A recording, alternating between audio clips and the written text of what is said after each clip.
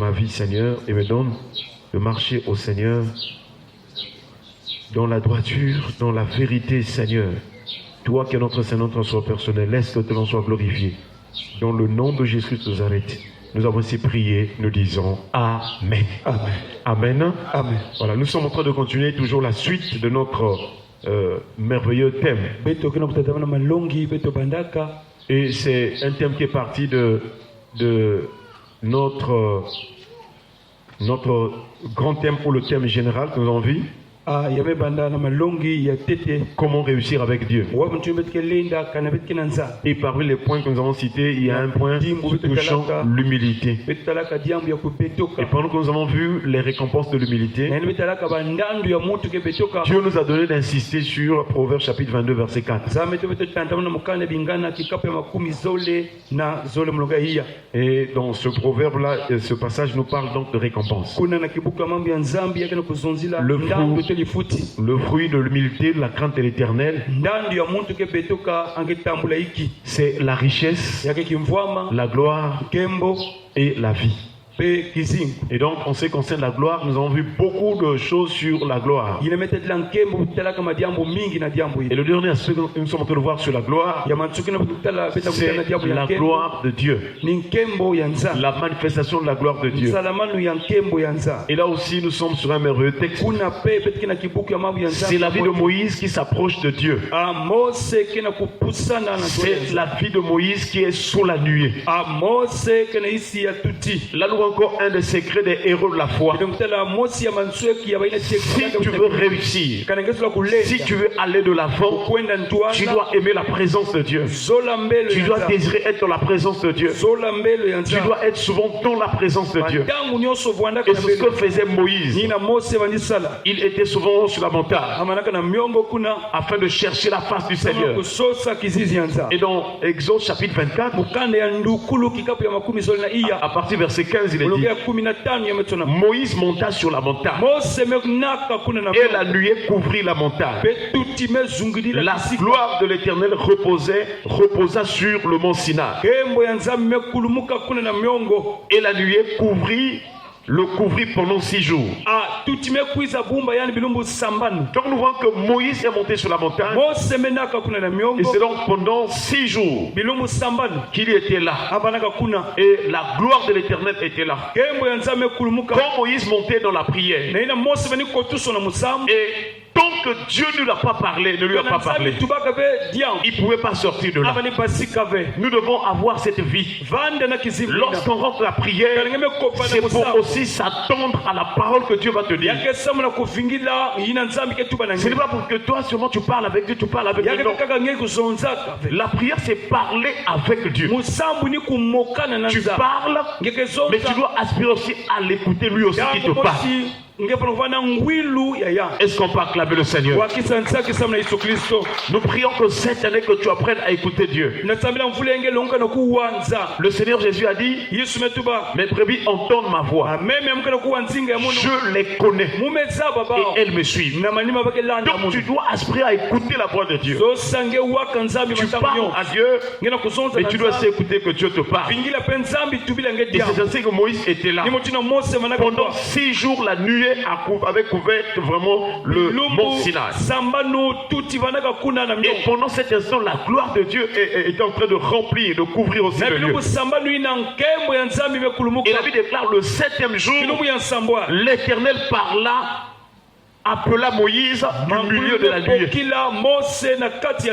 Il est rentré la prière. Le premier jour, l'Éternel n'a pas parlé. Le deuxième jour, l'Éternel n'a pas parlé. Le troisième jour, le quatrième, le cinquième, Moïse était toujours là. Est-ce qu'on peut acclamer le Seigneur? Le 6e jour, et c'est au 7e jour que l'Éternel l'appela. Nous devons avoir ces moments de prière où tu t'attends à Dieu pour dire Seigneur, parle-moi. Seigneur, j'ai besoin de t'écouter. J'ai besoin de ton orientation. Seigneur, je veux aborder tel domaine. Je veux m'engager pour telle affaire. Est-ce que tu es David? Est-ce que c'est ta volonté? Voilà ce qu'on appelle la prière. Ce n'est pas seulement à nous de parler. Pose des questions à l'Éternel. Pour la vie de Jérémie, lorsque tout n'allait pas, il souffrait continuellement. Il avait une plaie qui ne guérissait pas. Et Jérémie est allé poser la question. Il dit Seigneur, pourquoi ma plaie ne guérit-elle pas? Pourquoi ma souffrance est-elle continuelle? Et le Seigneur lui a parlé pourquoi il avait cette souffrance. À chaque situation difficile qui nous arrive, il y a une source. Et ce n'est que Dieu qui peut t'orienter. Pourquoi ta vie a chuté? Pourquoi tu es tombé? Pourquoi ça ne marche plus? Pourquoi la sécheresse? Dieu est mieux placé pour t'en dire mieux ou encore non. Parce que Dieu connaît toutes choses. C'est lui qui pèse les actions des hommes. Il connaît la source de tes problèmes. Va dans sa présence et parle avec Dieu. Est-ce qu'on peut acclamer le Seigneur? Nous devons aussi dans ce texte comprendre que il y a des moments où on prie courtement. Peut-être qu'on est pressé, tu as une sortie, tu vas au boulot, ainsi de suite. Tu pries courtement. Mais il y a des moments où tu dis que je vais entrer la présence de Dieu jusqu'à ce qu'il me parle. Et là, Moïse était seul pendant 7 jours. Mais c'est le 7e jour que l'Éternel l'a appelé. Et la dernière phrase que nous avons vue, le verset 17, la Bible déclare que l'aspect de la gloire de l'Éternel était comme un feu dévorant aux yeux des enfants d'Israël. Et c'est cette portion de l'écriture que nous sommes en train d'assister, que Dieu est un feu dévorant. Si tu es réellement en Christ, si tu es en Dieu, tu ne dois pas fuir le feu, mais tu dois chercher à voir le feu. Et c'est pourquoi quand le jour où les étaient réunis attendant la puissance de l'œuvre du Saint-Esprit, c'était le jour de la Pentecôte. La Pentecôte n'est pas l'Esprit de Dieu. Beaucoup de gens confondent les choses. Beaucoup de gens célèbrent cette fête en chantant les chants du Saint-Esprit. Donc lis bien la Bible. La Pentecôte était une fête que Dieu avait instituée en Israël depuis le désert. Ce n'est pas l'unique fête que Dieu avait instituée. Il y a aussi la Pâque. Il y a aussi la fête des trompettes. Il y a plusieurs fêtes que Dieu avait instituées. Mais ce n'était pas le signe du Saint-Esprit. Et donc quand Dieu voulait commencer la nouvelle église en Jésus-Christ, ce jour-là c'était la fête des Juifs. La fête de Pentecôte pour les Juifs. Et beaucoup de gens étaient venus partout pour se réunir à Jérusalem.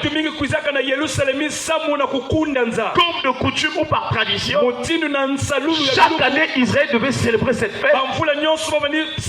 Et le but de cette fête-là, c'était pour commémorer, pour se souvenir la sortie de l'Égypte. Est-ce qu'on peut acclamer le Seigneur? Et le Saint-Esprit s'est manifesté. Parce que Dieu avait jugé que les gens étaient réunis là. Alors il faut que l'Esprit descende pour commencer la nouvelle église. Voilà la première église. Elle était constituée des apôtres de Jésus et de toutes les femmes et de tous ceux qui avaient marché avec Jésus, qui croyaient en lui. Cette église n'avait pas de nom. Il n'y avait pas de nom aux catholiques, aux églises protestantes. La première église primitive n'avait pas de nom. Voilà pourquoi son nom se référait à Jésus-Christ. Donc ne reste pas sur les noms. Moi je prie dans telle église. Le nom de notre église, c'est pas ce nom-là qui sort. Tu dois rester en Jésus-Christ. Ton corps doit s'attacher à Jésus-Christ. C'est par Jésus-Christ que tu iras au ciel. Ce n'est pas par le nom d'une église. Il n'y a pas une première église église. Il n'y a pas une église plus grande que l'autre. La vraie église, c'est l'ensemble de ceux qui croient en Jésus-Christ, qui marchent dans la vérité, même s'ils sont à 2, même s'ils sont à 3, même s'ils sont 10, même s'ils sont 100. S'ils sont en Jésus-Christ, ils forment l'église de Christ. Est-ce qu'on peut acclamer le Seigneur?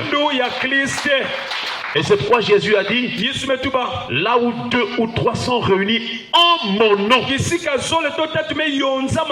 pourquoi il dit cela. Parce que Jésus sait qu'il y a des gens qui se réunissent. Il y a des rassemblements qui sont sur cette terre. Ils parlent de Jésus, mais ils ne sont pas en Christ. Alléluia. Voilà pourquoi il faut faire attention d'aller prier n'importe où. Quand tu vas quelque part, il faut demander au Seigneur, Seigneur, est-ce que là où je vais prier, est-ce que c'est ton église? Est-ce que ton esprit est là? Il y a des églises qui ont aussi des foules ou encore qui sont peu nombreux. Mais ce n'est pas l'église de Jésus. Et nous sommes arrivés dans une période où on prêche un autre Jésus. Ce n'est pas le vrai Jésus. Comment savoir que telle église ou telle autre ne prêche pas Jésus? C'est par rapport aux pratiques. C'est par rapport aux pratiques. Une église de Jésus ne peut faire que seulement ce que Jésus avait fait ou dit. Il est écrit dans la parole, celui qui dit qu'il demeure en lui doit aussi marcher comme il a marché lui-même. Alléluia. Si nous sommes l'église de Jésus, si nous sommes des enfants à Christ, si nous sommes des véritables chrétiens, nous devons faire comme Jésus. Nous devons aimer comme Jésus. Nous devons prier comme Jésus. Nous devons faire du bien comme Jésus. Nous devons évangéliser comme Jésus. Nous devons faire toutes choses comme Jésus. Ça, c'est le signe que nous sommes des enfants de Dieu en Christ. Alléluia. Chers frères et sœurs, les temps sont finis. Il y a une confusion actuellement. Voilà pourquoi tu dois chercher à ce que ton cœur soit en Christ. Alléluia. Chers frères et sœurs, que Dieu nous aide à marcher selon Christ. Et la Bible déclare aussi, si vous savez qu'il est juste, reconnaissez que quiconque pratique la justice est né de lui. Jésus a pratiqué la justice. Le signe que tu es en Christ, tu es un véritable chrétien. Je prends un exemple simple. La Bible déclare, injurier, il ne rendait point de jus. Jésus en avait injurié, il ne rendait point de jus. Donc le signe que tu es en Christ, tu es un véritable chrétien. Toi aussi, quand on va t'injurier, tu ne dois plus rendre des injures.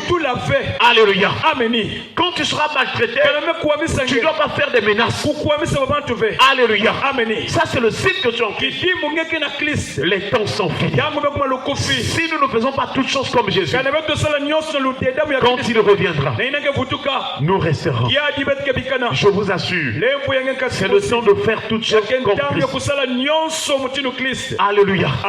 C'est le temps de faire toutes choses comme Christ. Et aussi là où il y a Jésus, il y a le feu.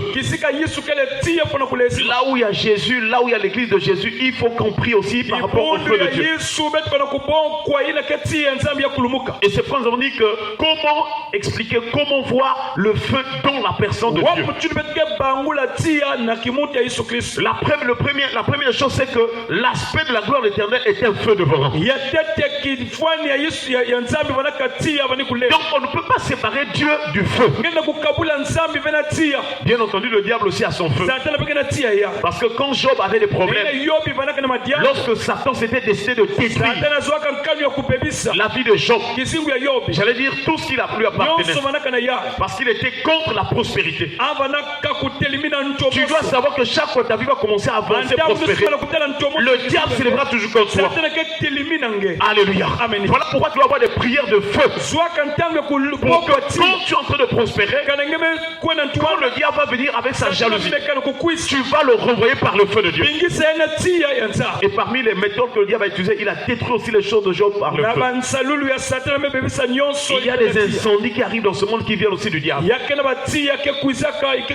Mais si tu es dans le feu de Dieu, si tu es baptisé de feu, ton feu là, le feu de Dieu en toi est supérieur au feu du diable. Est-ce qu'on peut acclamer le Seigneur? Et donc le jour de la Pentecôte, l'Esprit est descendu et la Bible déclare des langues semblables à des flammes de feu, à des langues de feu se posaient les unes les autres sur chacun d'eux. Donc même quand le Saint-Esprit se manifeste, il y a le feu. Est-ce qu'on peut acclamer le Seigneur? Nous prions que cette année que tu as le feu de la prière, que tu as le feu de la parole de Dieu, que le Saint-Esprit te remplisse du feu. Alléluia. Deuxième chose, la gloire de la personne de Dieu. Chers frères et sœurs, dans la personne de Dieu il y a le feu. Et ce qu'on dit la prière de David dans 2 Samuel chapitre 22 le verset 9 à 10, il est écrit: il s'élevait de la fumée dans ses narines. Et un feu dévorant sortait de sa bouche. Est-ce qu'on peut acclamer le Seigneur? Ça c'est quelqu'un qui a vu la gloire de Dieu. Comment est-ce que Dieu s'est manifesté? Il a vu que dans ses narines sortait la fumée et de sa bouche sortait du feu. Donc même dans la personne de Dieu, Dieu est un feu. Chers frères et sœurs, l'apôtre Jean aussi a vu cela. Dans le livre d'Apocalypse, il a vu la personne du Fils de l'homme.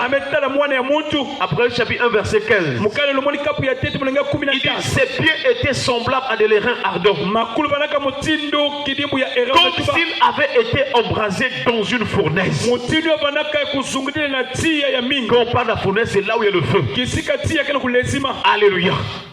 Alléluia. Troisième chose, la manifestation de la gloire de Dieu. Quand Dieu se manifeste, il se manifeste par le feu. Là où il y a sa présence, il y a aussi le feu. Chers frères et sœurs, nous voyons donc dans Exode chapitre 20, le verset 18, il est écrit: tout le peuple entendait les coups de tonnerre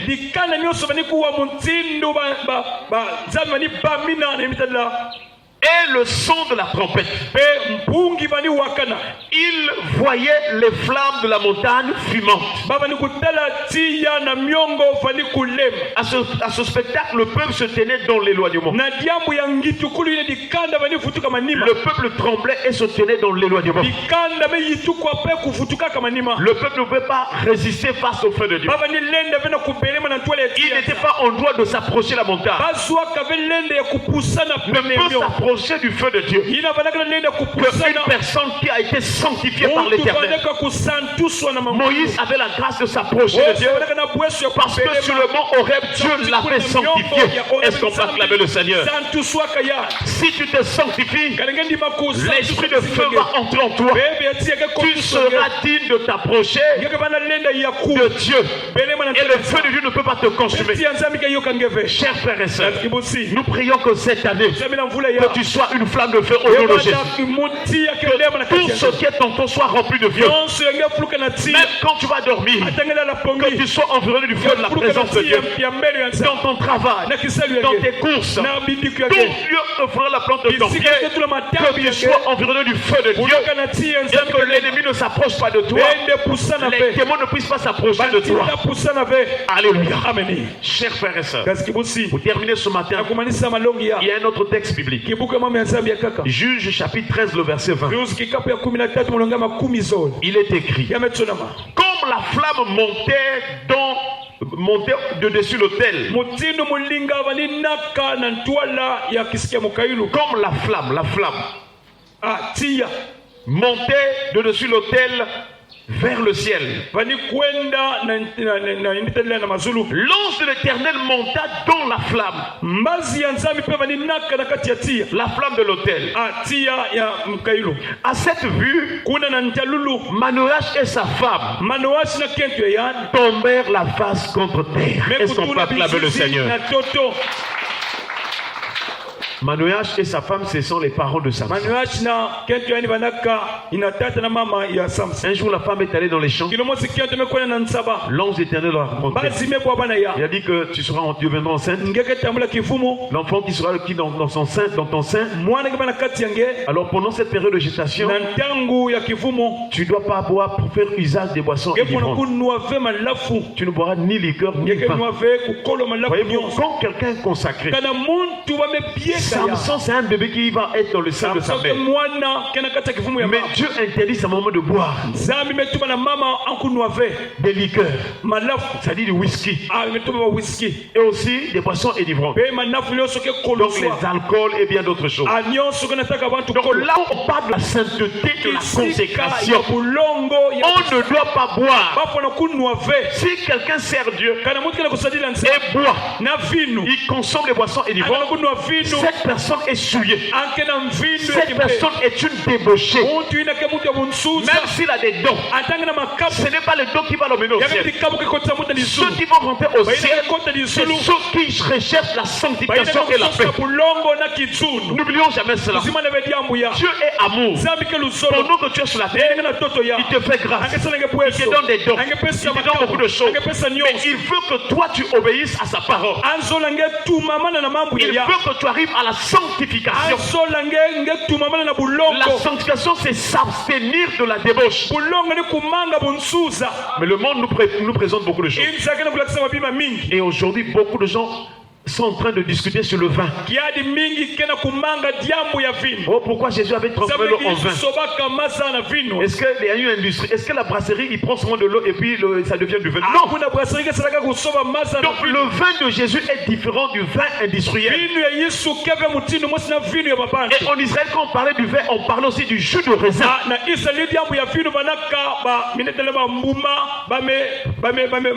C'était sucré, ça ne pouvait pas rendre ivre. Mais je pense qu'une personne qui discute sur le vin, c'est une personne qui n'est pas encore délivrée. Mais moi j'ai vu des soulards. Ils ont écouté la parole. Quand ils ont cru au Seigneur, ils se sont fait baptiser. Et à partir de ce baptême, ils ne boivent plus. Parce que l'Esprit de Dieu les a convaincus qu'en tant qu'une personne en Christ, tu ne dois plus faire usage de vin. Voilà l'histoire de Samson. Sa mère ne devait plus consommer de boissons ivrantes. Chers frères et sœurs, c'est ainsi que cette femme va en parler à son mari. Monsieur Manoach, il dit qu'il y a un homme qui m'a visité dans le champ. Il m'a dit telle chose, telle chose, telle chose. Et en passant, vous allez voir que nos femmes aujourd'hui, quand elles sont enceintes, elles prennent de la bière. Oh, pour que l'enfant puisse avoir des cheveux. Maintenant, regardez le comportement des enfants aujourd'hui. Les enfants naissent avec des démons. On n'arrive plus à récupérer les enfants. Puisque quand la femme était enceinte, elle consommait des boissons ivrantes. Quel type d'enfant elle va mettre au monde? Un enfant tordu, un enfant bandit, un enfant rebelle. Mais ça a commencé depuis quand elle était au sein maternel. Fais attention au monde. Fais attention aux choses du monde. Chers frères et sœurs, là où il y a la sainteté de Dieu, on ne consomme pas les boissons ivrantes. La Bible déclare: ne vous élivrez pas de vin. Faites de la débauche. Mais soyez au contraire. Au contraire, ça veut dire que le Saint-Esprit ne cohabite pas là où on boit. Quelles que soient les raisons que tu vas donner, on dit au contraire, soyez remplis du Saint-Esprit. Et aujourd'hui, on a des faux dons. Ceux qui ont ces faux dons-là qui prophétisent, ce n'est pas au nom de Dieu. On a toutes sortes de fausses prophéties. Des prophéties qui ne s'accomplissent pas. Des prophéties qu'on ne peut pas vérifier avec la Bible. Il y a plein de faux dons spirituels. Et beaucoup de gens se disent que moi aussi Dieu me parle. Ce n'est pas dit, ce sont les démons. Je vous assure, si nous ne sommes pas sérieux avec les choses de Dieu, quand le Seigneur reviendra, les gens vont être surpris de se retrouver en enfer. Car Jésus a dit, en ce jour-là, plusieurs me diront, n'avons-nous pas chassé les démons en ton nom? N'avons-nous pas prophétisé? N'avons-nous pas fait des miracles? Mais qu'est-ce que Jésus leur dit? Il dit, retirez-vous de moi, je ne vous ai jamais connu, vous qui commettez l'iniquité. Chers frères et sœurs, que Dieu donne à chacun de nous d'être comme la femme de Manoach. Elle s'est abstenue du vin, des boissons élivrantes, parce que l'enfant qui devait sortir d'elle était un enfant consacré à l'Éternel. Nous prions que tout ce qui est en toi soit consacré. Tu es en Jésus, tu es maintenant mis à part, consacré aussi, donc tu dois plus faire usage. Mais papa pasteur, le pasteur était lui aussi boit. Il boit parce qu'il n'est pas encore délivré. L'esprit du bonheur est en train de le contrôler. Une personne qui a fait l'expérience du Saint-Esprit pour la saine doctrine, il ne doit pas consommer les boissons livrantes. Je vous assure, vérifiez toute la Bible. Et puis, est-ce que vous savez que la boisson apporte la malédiction? Lisez Ésaïe chapitre 5. À partir du verset 11, même jusqu'au verset 22, le Seigneur dit, malheur à ceux qui de bon matin courent après les boissons élibrantes. Malheur à ceux qui ont de la bravoure pour mêler des liqueurs. Malheur à ceux qui bien avant de la nuit sont échauffés par le vin. Et puis au verset 12 il explique, le vin, la flûte, le luth anime leur festin. Nous sommes dans cette période où les gens aiment les fêtes. Ils aiment boire. Mais Ésaïe dit, ils oublient l'œuvre de l'Éternel. Ils ont oublié que Jésus revient bientôt. Voyez ceux qui font les fêtes. Ils ne pensent même pas que Jésus revient. Alors que les signes du retour de Jésus sont là. Chers frères et sœurs, peut-être que tu en es encore esclave. Lis la Bible correctement. Tu verras que celui qui est rempli de l'Esprit de Dieu ne peut pas faire usage de toi. Que le Seigneur nous aide à être délivrés de l'esprit de la boisson élivrante. Est-ce que vous savez qu'il y a un démon qu'on appelle Bacchus? Le Bacchus, c'est le démon qui a inspiré le vin. C'est lui qui a inspiré les vins pour que les gens boivent et se saoulent. C'est lui le grand démon de la boisson. Et il gère beaucoup de petits démons pour pousser les gens à aller boire. Faites attention à ce que vous faites. Si tu meurs dans la condition où tu t'es pas repenti, tu bois. Si tu meurs dans cette condition, tu vas aller dans le séjour des morts. Et c'est ce jour-là, les démons vont te dire, toi là, tu buvais, non? Le jour-là, le pasteur l'avait prêché. Tout ce que nous sommes en train de faire, c'est écrit. Tout ce que nous faisons tous les jours, les anges de Dieu écrivent, les démons aussi écrivent. Si tu penses un bon acte, tu penses un acte d'amour, les anges de Dieu écrivent, le frère un tel a fait du bien. Il y a un livre de souvenirs. Mais quand tu pêches, quand tu fais ce qui est mauvais, les démons aussi préparent ta force. Ils préparent ta prison. Quand tu vas mourir, tu vas te retrouver là.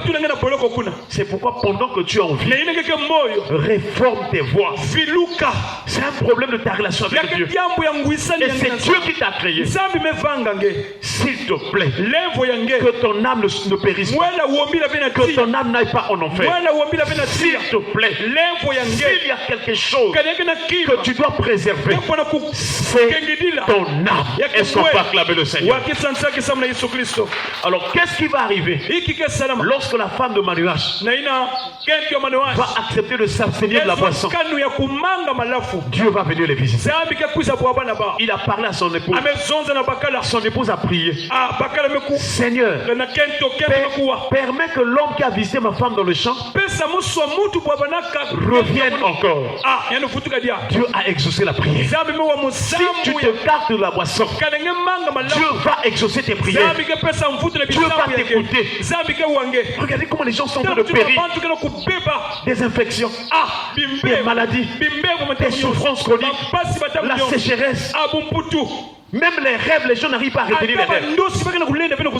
Mais la femme de Manoas a accepté de s'abstenir. Et avec son mari, ils ont rencontré l'homme. Physiquement, c'était un homme, mais c'était l'ange de l'Éternel. Et dans la Bible, l'ange de l'Éternel, c'est Jésus-Christ. Et alors, qu'est-ce qu'ils ont fait? Ils ont offert un sacrifice. Avant d'offrir le sacrifice, ils ont posé la question à l'ange de l'Éternel. Quel est ton nom? C'est important de connaître le nom de la personne que tu as rencontrée. Aujourd'hui, dans les relations, parfois, quand tu poses une question, mais celui qui est avec toi, il s'appelle qui? Oh, je ne connais pas. Mais comment tu marches avec une personne dont tu ne connais pas le nom? Les parents de Samson ont dit, quel est ton nom? Lui, on s'est dit, pourquoi me demander vos noms? C'était quand même intéressant de voir des gens qui voulaient savoir le nom de l'ange de l'Éternel. Alléluia. Et c'est ainsi que, chers frères et sœurs, l'ange de l'Éternel leur dit, mon nom est merveilleux. Est-ce qu'on peut acclamer le Seigneur? Or, le merveilleux, c'est Dieu. C'est celui qui est admirable. C'est celui qui fait des merveilles. Donc, Jésus est Dieu. Parce qu'il est le merveilleux. Et c'est là où les parents de Samson ont offert le sacrifice. Et puis, le feu montait. C'est là où nous avons lu que l'ange éternel monta dans la flamme de feu. Chers frères et sœurs, Jésus aussi, qui est l'ange éternel, il est monté donc dans la flamme. Pour montrer que là où il y a Dieu, là où il y a le sacrifice, là où il y a tout ce qui est de Dieu, il y a la présence du feu. Que le feu de la présence de Dieu nous environne. Et que nous soyons toujours en parfaite intimité avec lui. Que le Seigneur nous donne de nous sanctifier. Dans le nom de Jésus.